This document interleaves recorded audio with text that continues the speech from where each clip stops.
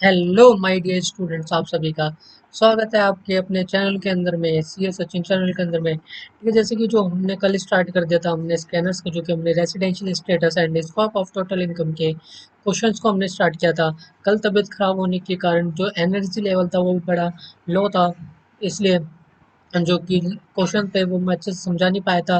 Then इस वाले lectures के अंदर मैं आपको सारे क्वेश्चंस को एक बार फिर से रिपीट करने वाले, जो हमने 4 क्वेश्चंस करे थे वो सारे हम एक बार रिवाइज करेंगे, फिर हम आगे बढ़ेंगे।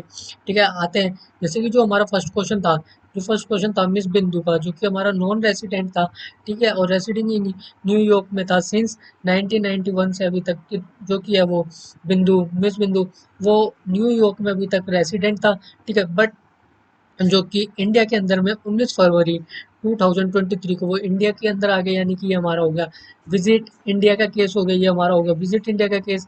ठीक है, विजिट इंडिया और लीव इंडिया का केस, जो कि मैंने आपको जो मेरे अगर रेगुलर लेक्चर्स देखे होंगे या फिर आपने वन शॉट देखा होगा मेरा रेसिडेंशियल स्टेटस का। ठीक है, तो उसके अंदर मैंने आपको अच्छे से एक्सप्लेन कर रखा है, जो कि विजिट इंडिया वाला केस और जो कि था हमारा लीव इंडिया वाला केस। ठीक है, देन आते अपने क्वेश्चंस की तरफ आते दोबारा। ठीक है, जो कि था हमारा जो कि परमानेंटली सेटलमेंट होना चाहता है। ठीक है, इंडिया के अंदर ही परमानेंट है वो रहेगा। ठीक है, मिस बिंदु वो परमानेंट ही रहेगा। ठीक है, इसके अंदर में जो एक्सप्लेन करना है वो मिस बिंदु का रेसिडेंशियल स्टेटस करना है। ठीक है, और असेसमेंट ईयर दे रखा है 25 to 26 का, in accordance with the various provisions of the Indian income tax act 1961 के अकॉर्डिंग में। ठीक है, जो कि आता है, जो कि हम पहले तो हमने जो की बात करी थी बेसिक कंडीशंस। ठीक है, अगर हम बेसिक कंडीशंस में देखेंगे, जो हमारी दो कंडीशंस आती हैं, दो कंडीशन से अगर एक कंडीशन को भी अगर सेटिस्फाइड कर जाता है तो क्या कह देते हैं, तो कि उसको हमारा रेसिडेंशियल स्टेटस मिल जाता है। ठीक है, और अगर हमें ऑर्डिनली अगर रेसिडेंट चेक करना होगा तो उसके लिए हमें क्या देखना पड़ता है, उसके लिए हमें चेकआउट करना पड़ता है एडिशनल कंडीशंस को। तो हम कह सकते हैं कि उसके पास ऑर्डिनली रेसिडेंट आ गया, हमारा नॉट ऑर्डिनली रेसिडेंट आ गया। ठीक है, एडिशनल कंडीशंस में भी हमारी दो कंडीशंस आती हैं। ठीक है, जैसे कि बेसिक कंडीशंस में से अगर एक कंडीशन को अगर सेटिस्फाइड कर देते हैं तो क्या कह देते हैं, उनको रेसिडेंशियल स्टेटस मिल जाता है। एंड देन जो हमारी एडिशनल कंडीशंस आती है, ठीक है, एडिशनल कंडीशंस में जो कि आपको बोथ कंडीशंस को आपको सेटिस्फाइड करना होगा। ठीक है, देन आपको ऑर्डिनरी रेसिडेंट का स्टेटस मिलेगा, या फिर एक कंडीशंस को अगर सेटिस्फाइड कर देते हो तो भी आपको ऑर्डिनरी रेसिडेंट का कोई स्टेटस नहीं मिलता है। ठीक है, जो कि हम पहले आते हैं हमारी बेसिक कंडीशंस को। ठीक है, बेसिक कंडीशंस के ऊपर आते हैं, जो कि फर्स्ट कंडीशन है जो कि है, ठीक है, प्रीवियस ईयर के अंदर में जो कि 182 डेज या उससे ज़्यादा के लिए आपका स्टे होना चाहिए, तो क्या मिल जाता है आपको रेजिडेंशियल स्टेटस। जो आती है हमारी फर्स्ट कंडीशन बेसिक कंडीशंस की।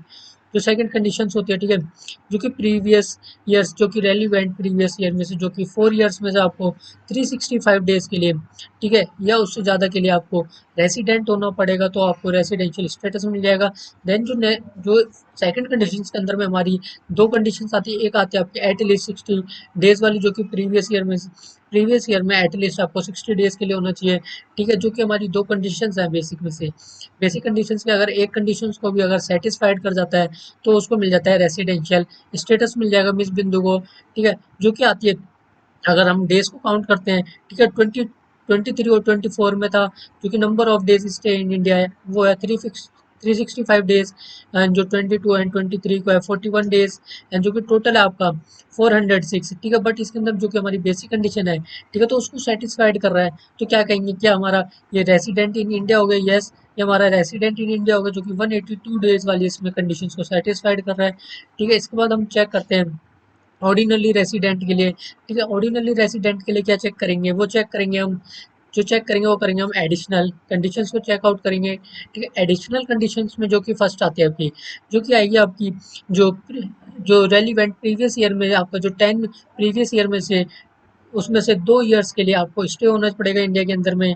ठीक है, कौन से में, जैसे 22 एंड 23 में जो कि ओनली है। ठीक है, एक कंडीशन को अगर सेटिस्फाइड करेगा देन हम क्या कहेंगे, तो भी हम उसे ऑर्डिनरी रेसिडेंट का स्टेटस नहीं मिलेगा। देन जो कि आपका आएगा, जो 7 प्रीवियस ईयर में से 730 डेज के लिए आपका स्टे होना चाहिए। ठीक है, जो कि इसके अंदर में 406 का, ठीक है, जो हमारी सेकंड कंडीशन है उसको सेटिस्फाइड नहीं कर पाई है। ठीक है, जो अगर नेक्स्ट जो कि हमारी सेकंड कंडीशन है, ठीक है, अगर उसको सेटिस्फाइड नहीं करा तो उसको क्या मिल जाएगा, नॉट ऑर्डिनरी रेसिडेंट का स्टेटस मिल जाएगा।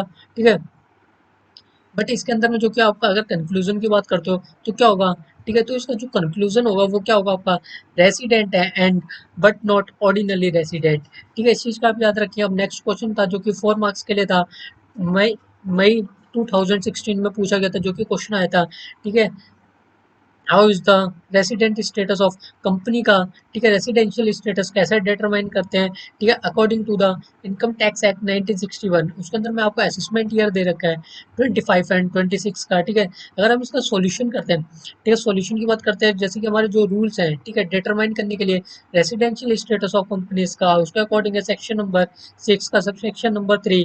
ठीक है, अगर हम बात करते हैं, ठीक है, जो person of being a company shall be set to resident in India in the previous year, यानी कि प्रीवियस ईयर में जो है जब जो पर्सन होगा, ठीक है, कंपनी का, जैसे कि आप सीईओ कह सकते हो, सीएफओ कह सकते हो, ठीक है, वो हमारा रेसिडेंट इन इंडिया होना चाहिए। ठीक है, फर्स्ट कंडीशन तो आती है हमारी for technical services is to be tax. उससे पहले सॉरी ये वाला नहीं है, ठीक है, उसके लिए आपको देखेंगे जो कि आपको होगा it is an Indian company. ठीक है, आपको इंडियन कंपनी देखनी पड़ेगी कि आपकी इंडियन कंपनी है या फिर फॉरेन कंपनी है। ठीक है, अगर इंडियन कंपनी होगी, ठीक है, जो हमारा आएगा उसके बाद आएगा आपका प्लेस ऑफ इफेक्टिव मैनेजमेंट, आपको चेक करना पड़ेगा। जो आपका प्लेस ऑफ इफेक्टिव मैनेजमेंट होगा वो भी आपका इंडिया का होना चाहिए। ठीक है, और जो अगर नोट की बात करते हैं, जो एक कंपनी है, कंपनी कभी भी ऑर्डिनरली और नॉट ऑर्डिनरली रेसिडेंट नहीं हो सकती है। ठीक है, और इसका प्लेस ऑफ इफेक्टिव मैनेजमेंट जैसे कि बोला है वो होना चाहिए। ठीक है, इसके अंदर प्लेस ऑफ इफेक्टिव मैनेज कौन करता है, ठीक है, जैसे हम एडिशनल कंडीशंस को चेक करते हैं उसके अंदर में क्या चेक करते हैं, हमारा ऑर्डिनरली रेसिडेंट। बट कंपनी के केस में क्या चेक करते हैं, कंट्रोल एंड मैनेजमेंट चेक करते हैं। ठीक है, जो उसका कंट्रोल एंड मैनेजमेंट होगा, ठीक है, वो आपको पूरा इंडिया का होना चाहिए। ठीक है, जो इसके बाद हमारा नेक्स्ट क्वेश्चन था, ठीक है, जो क्वेश्चन ये वाला क्वेश्चन आपके लिए पूछा गया था 21 जैन 3 मार्क्स के लिए पूछा गया था। 21 जनवरी में आया था आपका, 3 मार्क्स के लिए पूछा गया था। ठीक है, जो कि इसमें क्वेश्चन था, जो हमारे इनकम डीम्ड टू अक्रू और अराइज इन इंडिया का था, ठीक है, वो हमारा नॉन रेसिडेंट है एज अ पर्सन। ठीक है, और रॉयल्टी एंड जो कि interest, royalty and fees for technical services to be taxed India respective for territorial nexus, जो कि exam in the correctness or otherwise of the given statement. यानी कि इसके अंदर में पूछा क्या जा रहा है, ठीक है, इसके अंदर में पहले तो आप चेकआउट करेंगे जैसे कि हमारा इनकम ड्यूम्ड टू अक्रू और राइज इन इंडिया वाला केस था। ठीक है, और वो इसमें पूछा गया हमारा नॉन रेसिडेंट में।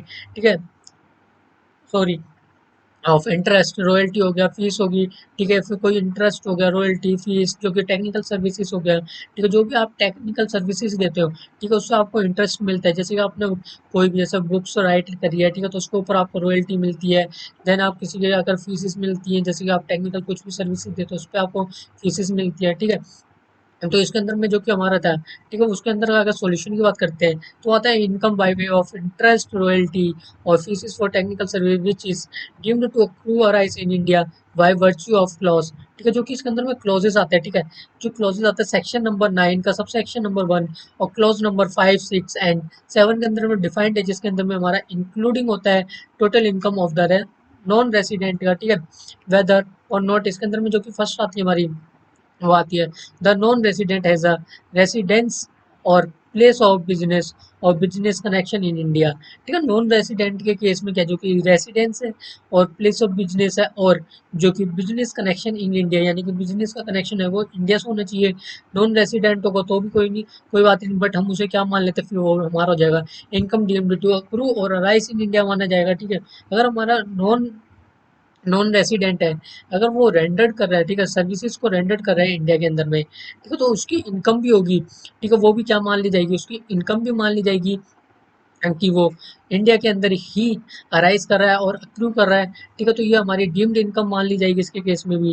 ठीक है, जो हम इसके बाद जो कि हमारा in effect the income by way of fees for technical services. ठीक है, आपने कोई भी टेक्निकल सर्विसेज आप प्रोवाइड करते हो उससे आपको फीस कलेक्ट होती है। ठीक है, या फिर इंटरेस्ट या फिर रॉयल्टी और कोई भी आप सर्विसेज देते हो। ठीक है, और जो कि आप यूटिलाइज करते हो इंडिया के अंदर में, ठीक है, वो भी आपके डीम्ड टू अक्रू और अराइज इन इंडिया के केस में आएगा। ठीक है, case of non resident and we included in the total income, और टोटल इनकम में वो हमारा इंक्लूडेड होगा। ठीक है, जो कि सर्विसेज रेंडर करते हैं इंडिया के अंदर में। ठीक है, ये सारी हमारी क्या मानी जाएगी, ठीक है, जैसे हमारा इंटरेस्ट हो गया, फीसेस हो गया, ठीक है, रॉयल्टी हो गया, या फिर कोई भी अगर आपकी ऐसी टेक्निकल सर्विसेज हो गया उससे आपको फीसेस आपको रिसीव्ड होती है तो वो सारी आपकी मान ली जाती है।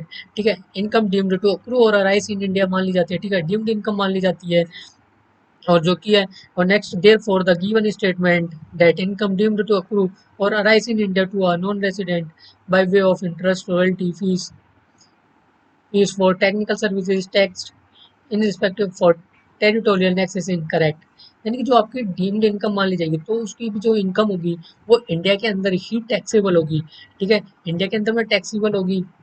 ठीक है, अगर वो हमारा नॉन रेसिडेंट हो तो भी कोई बात नहीं है, बट वो इंडिया के अंदर में अगर कोई सर्विस को रेंडर्ड कर रहा है या फिर रॉयल्टी उसे इंडिया के अंदर में ही मिल है, तो वो सारी की सारी इनकम जितनी वो इंडिया के अंदर में ही टैक्सेबल होगी। ठीक है, अब इसके बाद आता है हमारे जो कि प्रैक्टिकल क्वेश्चंस थे, ठीक है, जो कि 2015 मई में 4 मार्क्स के लिए पूछा गया था, जो कि पीवाई क्यूज है हमारे सारे, हम पूरा के लिए स्कैनर सॉल्व कर रहे हैं। ठीक है, इसके अंदर में हम कोई भी क्वेश्चन नहीं छोड़ेंगे। ठीक है, नेक्स्ट क्वेश्चन पे आते हैं। Explain with the reason whether the following transaction attract income tax in India in the hands of recipient. यानी कि जो कि हमारी कुछ इनकम्स दे रखी है, ठीक है, रेसिपिएंट से दे रखी है, उसमें आपको ये बताना है कि हमारी ये इंडिया के अंदर में टैक्सेबल इन इंडिया है। ठीक है, ये चीज़ आपको सॉल्व खुद करके बताना है। ठीक है, ये चीज़ बतानी है आपको। ठीक है, ये आपके टैक्सेबल इन इंडिया या अक्रूड इन इंडिया। ठीक है, ये चीज़ आपको जो बतानी है, जो कि आपको फर्स्ट क्वेश्चन आता है, जो कि आपने सैलरी पेड है। ठीक है, सैलरी पेड है जो सेंट्रल जो कि आएगी हमारी, जो कि 15 लाख की है, और सेंट्रल गवर्नमेंट ने जो कि सर्विस रेंडर करता है मिस्टर डेविड। ठीक है, कनाडा के अंदर में, और सेंट्रल गवर्नमेंट उनको सैलरी पे करती है। ठीक है, वो सिटीजन है इंडिया का, बट वो कनाडा के अंदर में गवर्नमेंट ने अपॉइंट कर रखी है कि वो सर्विस रेंडर करता है मिस्टर मिस्टर डेविड। ठीक है, वो करता है 15 लाख की, उसे सेंट्रल गवर्नमेंट सैलरी देता है। तो क्या वो हमारी इंडिया के अंदर में टैक्सेबल होगी या फिर deemed to accrue in India होगी? ठीक है, तो यस, ये हमारी टैक्सेबल इन इंडिया होगी, as it deemed to accrue in India होगी। देन हमारा सेकंड आता है, जैसे कि लीगल चार्जेस है, legal charges of 7,50,000 paid to mister Johnson. ठीक है, जो लॉयर है, ठीक है, लंदन के अंदर में, वो विजिटेड इन इंडिया। ठीक है, फॉर एग्जांपल आप मान लीजिए, जैसे कि कोई एक्स बंदा है, ठीक है, और वाई है, वाई जो है हमारा, वो है हमारा लॉयर। ठीक है, वो हमारा लंदन के अंदर में लॉयर है, बट जो एक्स है, ठीक है, तो वाई के पास जाके कॉन्ट्रैक्ट करता है कि आप मेरा केस लड़ो सुप्रीम कोर्ट के अंदर में, तो मैं आपको कुछ चार्जेस पे करूंगा, जो कि आपके लीगल चार्जेस होते हैं, तो वो पे करेगा 7,50,000 के। ठीक है, तो किसको पे करेगा? जो मिस्टर जॉनसन है, जॉनसन कौन है? वाई को मान लेते हैं हम जॉनसन है, ठीक है, जो कि लॉयर है। ठीक है, वो पे करेगा, किसको करेगा? ठीक है, वो लॉयर को पे करेगा, एक्स पे करेगा वाई को। ठीक है, देन ये आ गया आपका जो कि सुप्रीम कोर्ट के अंदर में। ठीक है, तो ये क्या हमारी टैक्सेबल होगी इंडिया के अंदर में? यस, ये हमारी टैक्सेबल इन इंडिया होगी, और ये अक्रूड इन इंडिया होगी। देन हमारा सी पार्ट आता है, जो कि royalty paid to Rajiv are non resident by mister Mukesh are resident for a business carried on in Sri Lanka. ठीक है, रॉयल्टी पेड करता है, ठीक है, राजीव को, जो कि नॉन रेसिडेंट है। ठीक है, नॉन रेसिडेंट कौन है? मिस्टर मुकेश है। ठीक है, राजीव पे करता है मिस्टर मुकेश को। ठीक है, रॉयल्टी पे करता है, और वो जो मिस्टर मुकेश है, ठीक है, वो रेसिडेंट है, बट वो कहाँ पर कैरिड करता है, जो कि अपना बिजनेस कहाँ पर रन करता है? वो करता है श्रीलंका के अंदर में। ठीक है, क्या हमारी ये टैक्सेबल होगी इंडिया के अंदर में? तो ये हमारी इंडिया के अंदर में टैक्सेबल नहीं होगी। ठीक है, क्योंकि ये हमारी, ये हमारा आउटसाइड इंडिया में जो कि बिजनेस रन करता है, या फिर जो business carrier on outside India में करता है।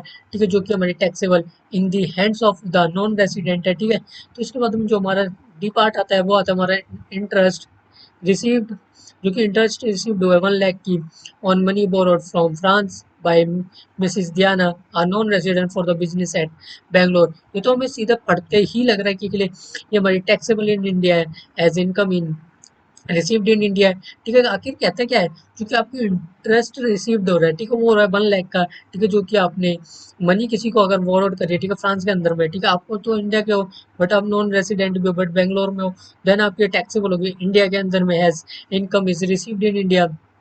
और देन नेक्स्ट क्वेश्चन आता है, ठीक है, जो कि आया आपका 25 नवंबर को 8 मार्क्स के लिए पूछा गया था। ठीक है, आइए इस क्वेश्चन को पढ़ते हैं, जो कि मिस्टर सोहम मिस्टर सोहम कौन है? हमारे एक इंडियन सिटीजन है, जो कि इंडिया को छोड़ के जा रहा है। ठीक है, 20 अप्रैल 2023 को छोड़ के जा रहा है इंडिया को। ठीक है, for the first time to set up a software form in Singapore. यानी कि उसने सेटअप कर लिया सिंगापुर के अंदर अपने अपना सॉफ्टवेयर फॉर्म, उसने सेटअप कर लिया। ठीक है, वो अब इंडिया को छोड़ के जा रहा है। और वो कब जा रहा है, ठीक है। तो उसके बाद भी ये जो कि 20 अप्रैल 2023 को छोड़ के जा रहा है, ठीक है। अब नेक्स्ट आगे पढ़ते हैं हम। On 10 April 2024 he entered into an agreement with L K limited, यानी कि वो,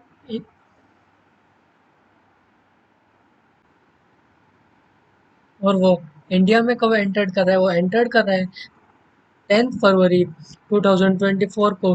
वो भी किसके लिए, वो एल के लिमिटेड के साथ जो कि एग्रीमेंट कर रहा है, इंडियन कंपनी है, बट जो क्या कर रहा है, ट्रांसफर कर रहा है, transfer of technical documents and design to set up an automobile factory in Faridabad, Faridabad में, यानी कि वो स्टार्टअप करने वाला है, ऑटोमोबाइल की फैक्ट्री स्टार्टअप करने वाला है, ठीक है। देन उसके लिए जो कि he reached in India along with his team rendered to requisite services on, यानी कि अपनी टीम के साथ इंडिया के अंदर में जो कि, यानी कि आया है वो, मतलब कि फैक्ट्री को जो कि फरीदाबाद में फैक्ट्री को डेवलप करना चाहता है, ठीक है, सेटअप करना चाहता है। देन उस वो आया है फॉर 15 मार्च 2024 को, जो कि कंप्लीट असाइनमेंट हुआ है, वो हुआ है 2/8/24 को ही लेफ्ट फॉर सिंगापुर, जो कि है 21/8/24 पे ही चार्ज ₹50 लाख का चार्ज करा है, जो कि services from L K limited ने, ठीक है। देन उसके बाद जो कि बात करते हैं, जो कि डिटरमाइन करता है उसका residential status of Sonam Kapoor the assessment year 25 to 26 and explain as to the taxability of the fees charge from L K limited as per the income tax act 1961, ठीक है। देन अब इसका अगर हम रेसिडेंशियल स्टेटस को अगर फाइंड आउट करते हैं मिस्टर सोहम का, देन उसके लिए जो क्या आता है सेक्शन नंबर 6 सब सेक्शन नंबर 1 जो की बात करता है, an individual is said to be resident in India in any previous year. Then जो कि फर्स्ट कंडीशन आती है, जो कि बेसिक कंडीशंस आती है, 182 डेज या उससे ज़्यादा के लिए स्टे होना चाहिए इंडिया के अंदर में। देन सेकंड कंडीशन आती है 4 ईयर में से जो कि प्रीसीडिंग फोर प्रीवियस 4 ईयर में से जो कि 365 डेज का स्टे होना चाहिए। और जो कि इसी के अंदर हमारी सेकंड कंडीशन आती है, वो आती है आपकी एटलीस्ट 60 डेज के लिए, जो प्रीवियस ईयर में एटलीस्ट 60 डेज के लिए आपका स्टे होना चाहिए इंडिया के अंदर में। देन अगर नेक्स्ट जो कि बात करते हैं, जो कि इंडियन सिटीजन लिविंग का केस हो गया, ठीक है, जो कि अगर आप एम्प्लॉयमेंट करने, सॉरी, आप अगर एम्प्लॉयमेंट के लिए अगर आप इंडिया को छोड़ के जाना चाहते हो, ठीक है, प्रीवियस ईयर में, या फिर, हाँ, ठीक है। और मूविंग आउटसाइड इंडिया, और जो कि कम से विजिट इंडिया का केस होता है, तो उसके अंदर में जो क्या आता है आपका, कुछ कंडीशंस आती है, जो कि आपकी फर्स्ट कंडीशन आती है, ठीक है। अब to qualify as condition would be 182 days instant of 60 days वाली, ठीक है, कंडीशन को आपको सेटिस्फाइड करना पड़ेगा।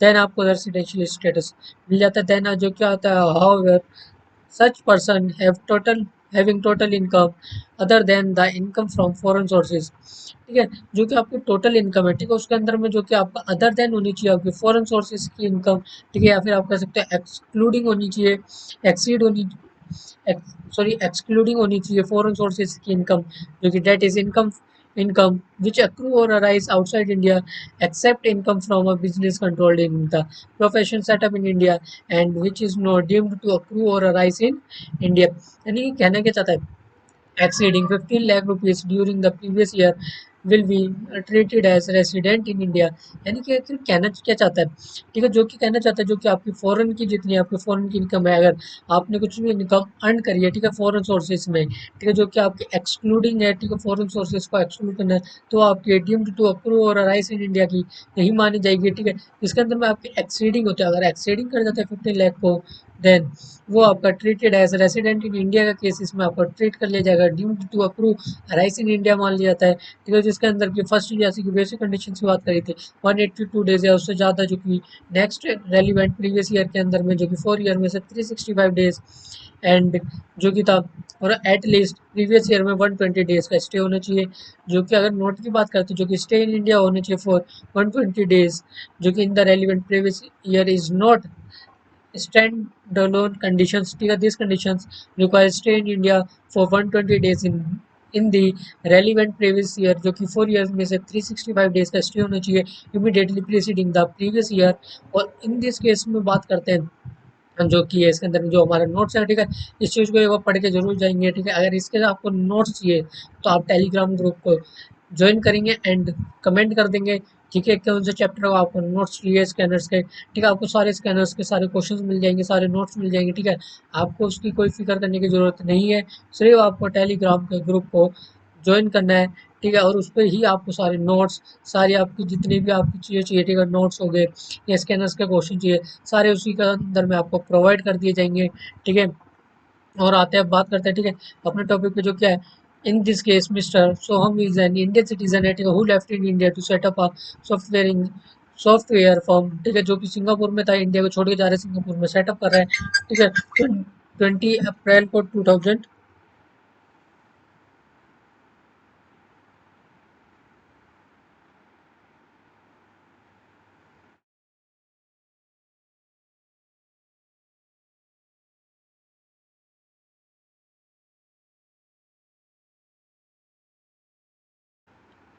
सॉरी, ये पहले भी वीडियो हम रिकॉर्ड कर चुके थे, बट उसके अंदर थोड़ा वॉइस का इशू आया था। ठीक है, तो मैंने चेकआउट करा था, तो वॉइस इशू आया था। ठीक है, इसलिए फिर से रिपीट कर रहे हैं। ठीक है, जो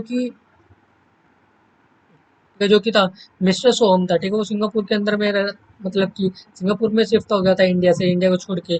देन वो आया था सिंगापुर में। ठीक है, तो उसका 99 डेज का स्टे था। ठीक है, तो 17 + 30 + 31 + 21 का, ठीक है, जो कि स्टे था, तो यानी कि टोटल स्टे हो गया था 39 डेज का। ठीक है, जो कि फर्स्ट कंडीशन आती है बेसिक कंडीशन की बात की है 182 डेज की, या फिर 120 डेज का स्टे होना चाहिए इंडिया के अंदर में। बट ये अगर हमारी इस कंडीशन को सेटिस्फाइड नहीं करता, तो हमारा आगे वो नॉन रेसिडेंट का केस। इसके बाद जो कि था हमारा टैक्सेबिलिटी ऑफ इनकम।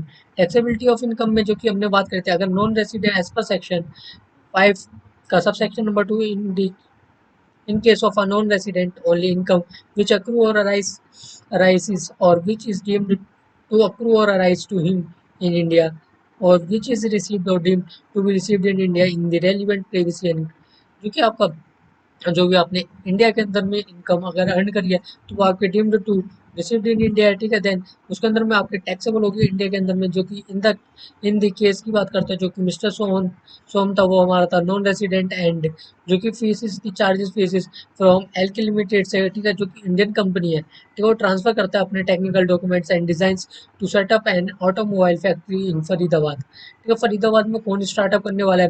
वो करने वाला है हमारा मिस्टर सोहम, स्टार्टअप करने वाला है फरीदाबाद के अंदर में ऑटोमोबाइल की फैक्ट्री। एंड उसको जो कि इंडिया के अंदर में स्टेट था, वो था 99 डेज का स्टे। ठीक है, जो कि प्रीवियस ईयर में 24 to 25 में। एंड देन एक्सप्लेनेशन की बात करी थी। ठीक है, एक्सप्लेनेशन में था एक्सप्लेनेशन टू सेक्शन नंबर 9 का सब सेक्शन नंबर 1 का sub clause, sorry clause number 6 तक, जो कि डिफाइन करता है अगर रॉयल्टी हो गया, royalty to mean consideration for transfer of all और any right in respect of inter Alia.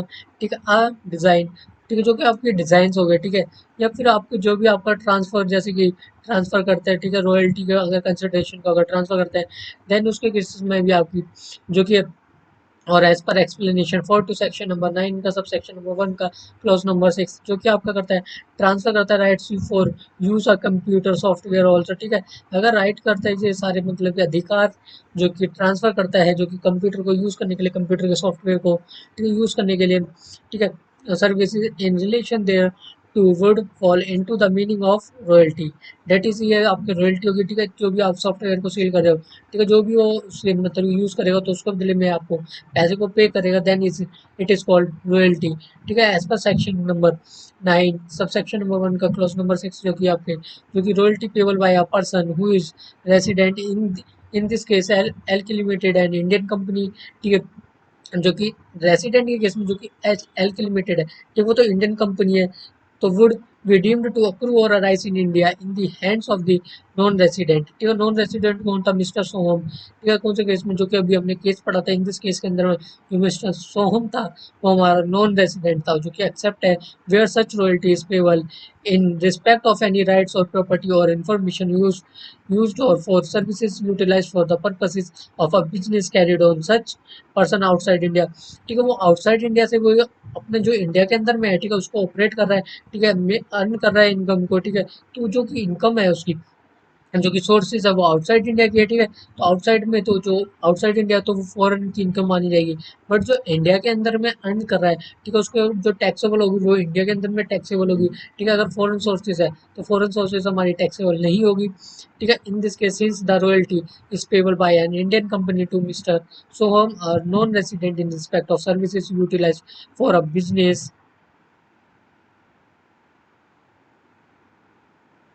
For a business, ठीक है, in India, namely for setting up an automobile factory in Faridabad, automobile factory को अगर वो स्टार्टअप कर रहा है, ठीक है, फरीदाबाद के अंदर में, देन बट वो हमारा अगर नॉन रेसिडेंट भी होता है तो भी कोई फर्क नहीं पड़ता, ठीक है, बट नॉन रेसिडेंट पर्सन भी वो सेटअप कर सकता है इंडिया के अंदर में, फरीदाबाद के अंदर में सॉफ्टवेयर की, ठीक है, फैक्ट्री को सेटअप करना चाहता है। और जो नेक्स्ट क्वेश्चन था हमारा, वो आया था PYQ है हमारा, ठीक है, नवंबर 2016 में पूछा गया था, सॉरी, हाँ, नवंबर 2016 में पूछा गया था 4 मार्क्स के लिए, ठीक है, जो कि था मिस्टर रजनीश, वो सिटीजन था इंडिया का, ठीक है, जो कि मिनिस्ट्री, जो कि सर्विंग करता था मिनिस्ट्री ऑफ फाइनेंस के अंदर में, जो कि ट्रांसफर करता था high commission of Australia on 15 March 2023 को। He did not come to India, वो इंडिया में नहीं आया, बट जो उसका फाइनेंशियल ईयर था, जैसे कि 24 to 25, his income during the financial year 24 to 25 is given here under, ठीक है, इसके अंदर कुछ पर्टिकुलर्स दे रखे जो कि हमें, ठीक है, इसके अंदर में हमें डिटरमाइन क्या करना है, इसके अंदर में हमें ग्रॉस टोटल इनकम निकालना है मिस्टर रचनेश का, बट उसके अंदर में हमें असेसमेंट ईयर गिवन है 25 to 26 के अंदर में, ठीक है, जो उसकी salary of government of India की जो कि गिवन है वो है 7,20,000 की, and foreign allowances from government in India का है जो कि 6 लाख का गिवन है, rent from house situated at London received in London that is given 3,60,000, and interest accrued on national saving certificate during the year 24 to 25 45,000 का given है, ठीक है, और क्या कंप्यूट करना है आपको, GTI का कंप्यूट करना है, यानी कि कैलकुलेट करना है मिस्टर रच ने इसका, ठीक है, for the assessment year given है 25 to 26, ठीक है, जो कि आपकी इनकम रिसीव्ड और ड्यूम्ड टू रिसीव्ड इन इंडिया, ठीक है, जो कि एज पर सेक्शन 5 सब सेक्शन नंबर 2 में जो कि आपका नॉन रेसिडेंट है, जो कि chargeable to tax in India in only respect of following incomes, and as per section जो सेक्शन नंबर 6 का सब सेक्शन नंबर 2 भी वो भी हमारे बात करता है नॉन रेसिडेंट का, ठीक है, असेसमेंट ईयर है उसका 25 to 26 का, ठीक है, since he was not present in India then it is this person is a non resident, ठीक है, जैसे कि हमारी बेसिक कंडीशन है, अगर बेसिक कंडीशन का जो कि हमारी फर्स्ट कंडीशन आती है 182 डेज वाली, ठीक है, अगर पहली पहली कंडीशन को सेटिस्फाइड नहीं करता, ठीक है, बट से दोनों में से एक कंडीशन को सेटिस्फाइड करना पड़ता है बेसिक कंडीशन में से, तो उसको रेसिडेंशियल स्टेटस मिल जाता है, जो कि मिस्टर एच ने इसका, ठीक है, तो उसके अंदर में जो कि हम कैलकुलेट करते हैं, ठीक है, GTI को कैलकुलेट करते हैं, जैसे कि salary from government of India की गिवन है 7,20,000 की, and foreign allowances from government of India का नील है, देन नेक्स्ट जो कि है वो गिवन है, ठीक है, जैसे कि हमारी जो रेंडरिंग सर्विस कर रहा है आउटसाइड इंडिया में एग्जाम अंडर सेक्शन 10 सब सेक्शन नंबर 7 के अंदर में, उसके अंदर में हमें लेस करना है standard deductions 50,000, income from house property 6,70,000 का, and income from house property हमारी नील है, ठीक है, हमारी कोई भी हाउस प्रॉपर्टी से इनकम नहीं हो रही है, ठीक है, जो भी हमारी अदर सोर्सेज की इनकम है, इनकम फ्रॉम अदर सोर्सेज वो गिवन है 45,000 की, एंड आपका GTI निकल के आएगा 7,15,000, एंड नेक्स्ट क्वेश्चन आता है नवंबर 2016 का, 2 मार्क्स के लिए पूछा गया है, ठीक है, तो इसके अंदर में क्या करना है, ठीक है, इसके अंदर में आपको टैक्सेबल का समझाना है, देन आपको इसके कुछ जो ये इसके अंदर में केस स्टडी दे रखी है देन वो करना है, ठीक है, जो कि आपकी state with reason whether the following receipt is taxable or not the provision, ठीक है, जो कि आपका केस स्टडी है, ठीक है, ये हमारी टैक्सेबल आएगी या फिर नॉट टैक्सेबल होगी, ठीक है, उसके बाद करते हैं जो कि आती है हमारी केस स्टडी, मिस्टर फेडरर है, ठीक है, वो हमारा नॉन रेसिडेंट है, रेसिडिंग इन स्वीडन, ठीक है, स्वीडन पे रहता है, स्वीडन में रहता है, has received rent from mister Nadal, also a non-resident residing in France in respect of a property taken on lease on Mumbai. Since this income is received outside India from a non-resident, federal claims that his income is not chargeable to tax in India. यानी कि कहना क्या चाहता है, क्योंकि जो case study है, ठीक है, मिस्टर फेडरर है, ठीक है, वो पर्सन हमारा नॉन रेसिडेंट है, ठीक है, वो कहाँ पर रहता है, स्वीडन में रहता है, रेसिडिंग है वो स्वीडन का, ठीक है, और उसको जो रेंट रिसीव हो रहा है मिस्टर नडल से, ठीक है, नडल है वो भी हमारा नॉन रेसिडेंट है, ठीक है, वो फ्रांस का है, ठीक है, और जो मिस्टर मिस्टर फेडरर है वो स्वीडन का है, मिस्टर नडल है वो है फ्रांस का, ठीक है, दोनों ही नॉन रेसिडेंट है, ठीक है, जो कि मिस्टर फेडरर है, ठीक है, उसकी प्रॉपर्टी है जो कि मुंबई के अंदर में है, उसने लीज पे दी है मिस्टर नडल को, ठीक है, जो कि उसको मिस्टर नडल है, ठीक है, उसको जो कि रिसीव्ड हो रहा है रेंट, ठीक है, रेंट रिसीव्ड हो रहा है, ठीक है, वो आउटसाइड इंडिया में फ्रॉम आर नॉन रेसिडेंट में, ठीक है, federal claims that is income, जो कि आपकी इनकम को कर रहा है, ठीक है, इसके बाद जो कि टैक्सेबल की बात करते हैं, ठीक है, ये हमारी टैक्सेबल है या नॉट टैक्सेबल है, तो ये हमारी टैक्सेबल है। ठीक है, इसके अंदर में रीजंस देने हैं आपको, जो कि एज पर सेक्शन नंबर 9 का, सब सेक्शन नंबर 1 का। ठीक है, clause number 1, all income accruing और अराइजिंग वेदर डायरेक्टली और indirectly through through from any property in India, यानी कि जो भी आपको इनकम रिसीव्ड हो रही है या फिर अक्रूइंग हो रही है, ठीक है, चाहे वो डायरेक्टली हो चाहे वो इनडायरेक्टली की हो। ठीक है, फ्रॉम एनी प्रॉपर्टी, अगर कोई भी प्रॉपर्टी है, ठीक है, उससे आपको कोई भी रेंट मिलता है, चाहे वो आपको डायरेक्टली मिले या इनडायरेक्टली मिले। ठीक है, अगर वो हमारी India is deemed to accrue और अराइज इन इंडिया होगी।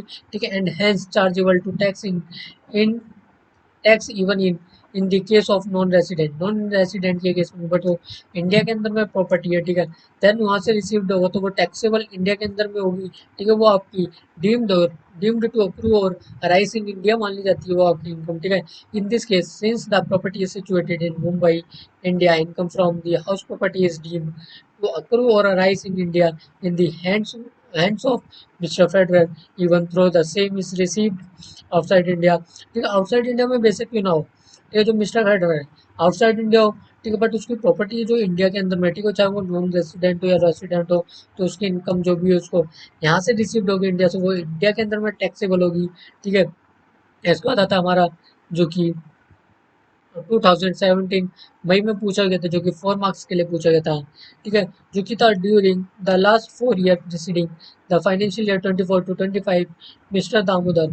ठीक है, जो कि आएगा प्रीसीडिंग द फाइनेंशियल 4 ईयर्स, यानी कि लास्ट 4 ईयर्स में से। ठीक है, जो कि दामोदर है, मिस्टर दामोदर, वो सिटीजन है इंडिया का, वो present in the India for 730 days के लिए। ठीक है, वो जो दामोदर है, ठीक है, वो सिटीजन है, वो प्रेजेंट है इंडिया के अंदर में फॉर 30 डेज के लिए। ठीक है, जो कि हमारी बेसिक कंडीशन है। ठीक है, जो फर्स्ट कंडीशन आती है उसको तो सेटिस्फाइड कर रहा है, तो जो कि सेकंड कंडीशन से आती है। ठीक है, सेकंड कंडीशन की भी अभी हम आगे जाके सॉल्यूशन के अंदर में बात करेंगे। ठीक है, बट अभी क्वेश्चंस को रीड करते हैं। ठीक है, during the last 7 previous year preceding the previous 24 to 25 he was present in India for 830 days. ठीक है, प्रीवियस ईयर जो कि 24 to 25 he present in India 830 days, and mister Damodar is a member of crew of a Dubai bond Indian ship, यानी कि जो Dubai की Indian ship है, ठीक है, उसके अंदर में वो जो मिस्टर दामोदर है वो क्रू मेंबर है। ठीक है, क्रू मेंबर की भी हमने बात करी थी, जैसे ये रेसिडेंशियल स्टेटस के अंदर में हमने क्रू मेंबर की बात करी थी। उसके बाद आता है हमारा कैर जो कि क्राइम पैसेंजर है, carrying passengers in the international water which left Kochi port in Kerala on 12 अगस्त 2024, यानी कि 2024, जो कि है। ठीक है, जैसे कि मैंने आपको बताया था, ठीक है, जो हमारा जो इंडिया का जो कि टेरिटोरियल बॉर्डर आता है वो कितना आता है, वो आता है हमारा 12 नॉटिकल माइल्स। अगर 12 नॉटिकल माइल्स को अगर क्रॉस कर जाते तो हमारी अदर कंट्री स्टार्ट हो जाती है वहां से। ठीक है, देन वो नेक्स्ट कंट्री स्टार्ट हो जाती है, चाहे वो कोई सी भी कंट्री हो जाए हमारी, बट इंडिया खत्म हो जाती है, ठीक है, 12 नॉटिकल माइल्स के बाद। ठीक है, जो ऐसे ही हमारा अगर जो कि हमें कुछ कंडीशन लिखी, जो है जैसे कि हमारी ठीक है, कुछ कंडीशंस है, जो कि डेट है, ठीक है, entered in conditions discharge certificate in respect of joining the ship by mister Damodar. ठीक है, जो कि कॉन्टिन्यूस जो कि डिस्चार्ज सर्टिफिकेट होता है, ठीक है, उसका ज्वाइनिंग करता है। ठीक है, द शिप के अंदर बाई मिस्टर दामोदर, ठीक है, एंटर्ड करता है जो भी, तो वो करता है डेट 12 अप्रैल 24 को, एंड डेट एंटेड इनटू द जो कि आता है, ठीक है, इन रिस्पेक्ट साइनिंग ऑफ, जो वो साइनिंग ऑफ करता है। ठीक है, जब ज्वाइनिंग करता है वो करता है 12 अप्रैल 2024 को, एंड जो कि साइनिंग साइनिंग अप करता है, ठीक है, साइनिंग ऑफ करता है, सॉरी, साइनिंग ऑफ करता है वो करता है 21 जनवरी 2025। ठीक है, और फिर से मैं जो बात करता हूँ, जैसे ज्वाइनिंग करता है शिप के अंदर, वो करता है 12 अप्रैल 2024, एंड साइनिंग ऑफ करता है 21 जनवरी 2025 को। ठीक है, देन ही में he may 24 2024 he had gone out of India to Singapore। ठीक है, सिंगापुर से, सॉरी, इंडिया से सिंगापुर गया and Malaysia on private tour के लिए गया है। ठीक है, for the continuous period of 29 days के लिए। ठीक है, एंड जो सेकंड है वो आपको रिसीव्ड हो रहा है रुपीज से, रिसीव्ड हो रहा है 15 लाख का। ठीक है, non resident Indian for, sorry, this question ये वाला क्वेश्चन ये है, ठीक है, सॉरी, यहाँ से you are required to determine the residential status निकाले मिस्टर दामोदर का for the previous year 24 to 25 का। ठीक है, जो कि इसका अगर सॉल्यूशन की बात करते हैं, आइए सॉल्यूशन की बात करते हैं। ठीक है, मिस्टर दामोदर है, ठीक है, इंडिया को अगर लीव करके जा रहे हैं, ठीक है, प्रीवियस ईयर में, वो भी कौन है, जो कि मेंबर है किसका, क्रू मेंबर है Dubai, Dubai bound Indian ship का जो कि है। ठीक है, क्रू मेंबर है mister Damodar, and he shall be resident only if he stayed for more than 182 days during previous year, यानी प्रीवियस ईयर में 182 डेज या उससे ज़्यादा के लिए वो रेसिडेंट है, ठीक है। देन स्टे इन इंडिया के लिए जो कि कंडीशंस को चेकआउट करेंगे, ठीक है, जो कि अप्रैल में कितने डेज के लिए स्टे इंडिया के अंदर में, वो है 30 डेज के लिए, एंड मई के अंदर में 2 डेज के लिए स्टे है, एंड जून में 30 डेज के लिए स्टे है, ठीक है। इंडिया के अंदर में एंड जुलाई के अंदर में 31 डेज का स्टे, एंड अगस्त के अंदर में 11 डेज का, एंड जनवरी में 10 डेज का, फरवरी 28, एंड मार्च 31 डेज का स्टे है, ठीक है। इनका अगर टोटल करते हैं तो आता है 173 डेज का स्टे है उसके अंदर मिस्टर दामोदर का, ठीक है, इंडिया के अंदर में। और मिस्टर दामोदर कौन है? वो है हमारा नॉन रेसिडेंट इन इंडिया का, ठीक है, इंडिया का वो हमारा नॉन रेसिडेंट पर्सन है, क्योंकि जो हमारी बेसिक कंडीशन आती है वो क्या कहती है, फर्स्ट कंडीशन कहते हैं आपको 182 डेज या उससे मोर देन होना चाहिए, आपका रेसिडेंट होना चाहिए इंडिया के अंदर में। बट जो कि अकॉर्डिंग टू क्वेश्चन, तो इसके अंदर में जो कि आपका स्टे निकल के आ रहा है इंडिया में, वो निकल के आ रहा है 173 डेज का स्टे निकल के आ रहा है इंडिया के अंदर में। So then first basic condition is not satisfied to mister Damodar, ठीक है। तो देन नेक्स्ट क्वेश्चन है, ठीक है, नेक्स्ट क्वेश्चन हम करेंगे नेक्स्ट क्लासेस में। तब तक के लिए take care and bye bye, and जय हिंद। अगर वीडियो अच्छी लगी हो तो लाइक शेयर एंड सब्सक्राइब करना ना भूलें, ठीक है। हम मिलते हैं नेक्स्ट वीडियो में।